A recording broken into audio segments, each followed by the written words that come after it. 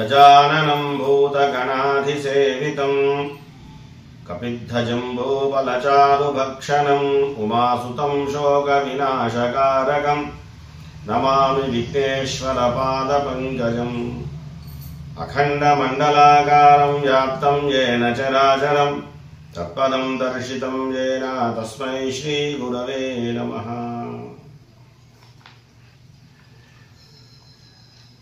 स्वस्ति श्री विश्वावसुनाम संवत्सर भाद्रपद पौर्णमी 7వ తేదీ 9వ నెల 2025 సంవత్సరము ఆదివారం రోజున రాహుగ్రస్త సోమోపరాగ పింగళవర్ణ అపసవ్య చంద్రగ్రహణం ఏర్పడతా ఉంది। ఇది ఆగ్నేయ స్పర్శ నైరుతి మోక్షము ఈ చంద్రగ్రహణము సంపూర్ణ చంద్రగ్రహణముగా పిలువబడతా ఉంది। అయితే ఆగ్నేయ స్పర్శ ఆగ్నేయ భాగంలో రాత్రి 9:56 ప్రారంభమై 11:45 మధ్యకాలము, ఇక ఉన్మీలన కాలం అంటే గ్రహణము వదలడం ప్రారంభమయ్యేది రాత్రి 12:22 ప్రారంభమై పూర్తి మోక్షము 1 గంట, పూర్తి మోక్షకాలము రాత్రి 1:26। అయితే ప్రారంభమైనప్పటి నుంచి చివరి వరకు ఆద్యంత పుణ్యకాలము 3:36। అయితే ఈ చంద్రగ్రహణము సంపూర్ణ చంద్రగ్రహణంగా పిలువబడుతుంది।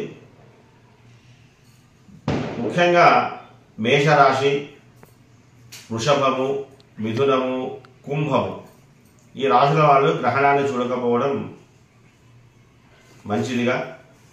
రెండవది గర్భిణీ స్త్రీలు కూడా రాత్రి 10 గంటల నుంచి గ్రహణం వదిలే వరకు 1:26 అంటే దాదాపు 1:40-45 వరకు కొద్దిగా జాగ్రత్తగా ఉండడం।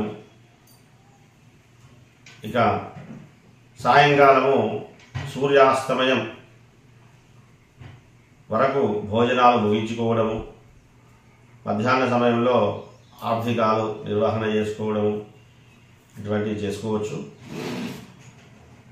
తర్వాత ఈ గ్రహణము చూసినా చూడకపోయినప్పటికీ కూడా ఈ పై రాశుల వాళ్ళు ముఖ్యంగా మేషము, వృషభము, మిథునము, కుంభము ఇటువంటి రాశుల వాళ్ళు చంద్రబింబాన్ని, నాగసర్పబింబాన్ని వెండిలో చేయించి ఒక రాగి పాత్రలో నెయ్యి వేసి